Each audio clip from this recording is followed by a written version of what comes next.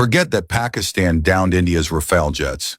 Forget that we took down 6 of their aircraft. Let's put that aside for a moment.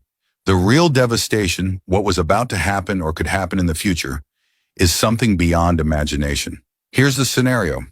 Donald Trump made a deal with the Houthis in Yemen, abandoning Israel mid-conflict. Remember, it was Trump himself who reignited the war with Yemen. And now 3 American F-18 have reportedly been shot down, though the U.S. denies it. Houthis fired missiles, and America's aircraft carrier made a sudden maneuver, causing 1 plane to go down immediately and 2 more later. These were shot in self-defense. But what the New York Times and global media just broke is spine-chilling. Forget Rafales. America's F-35 stealth fighter almost got destroyed. A jet worth over $100 million narrowly escaped being hit. And the same goes for an F-16. What happened was unthinkable. The F-35 and F-16 were detected by Yemen's radar.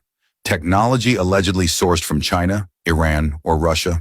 When detected, the Houthis fired surface-to-air missiles, and just within a second or two, the American jets barely dodged destruction. If they had been hit, the pilots could have been captured alive in Yemen, an embarrassment the U.S. could never afford. Major outlets are now saying that America's era of air superiority may be over. If Yemen can detect an F-35, what about the radar systems of China, Russia, or Iran? Iran recently warned the U.S., saying if you can't handle Yemen's missiles, imagine facing us. If this had happened, Lockheed Martin's reputation would have been shattered. Billions in future jet deals would collapse. 19 countries are in line to buy F-35s, including India and Turkey.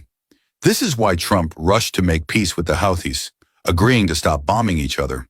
But who started this war? Yemen never attacked first. They only said they wanted to target Israeli jets and ships. The U.S. jumped in on behalf of Israel. For 2 years, Yemen has humiliated them. And now Israel is left isolated. Trump visited Saudi Arabia, received a grand welcome, struck $140 billion in defense deals, and announced plans to lift sanctions on Syria, celebrated across Damascus. He even met al-Jilani and hinted at recognizing Israel, but only if conditions improve. Meanwhile, tensions rise between Trump and Netanyahu, and even between Trump and Modi. If Yemen's radar can almost destroy an F-35, imagine the risk for India buying them. China likely shared this radar tech with Pakistan too. Rafales were supposed to be stealth, but we jammed their radars and blanked their screens. That's why Indonesia is reconsidering its deal to buy 42 Rafales, set for delivery in 2026. They're asking, if India's jets were downed so easily, should we still buy them? French President Macron is heading to Indonesia to salvage the deal.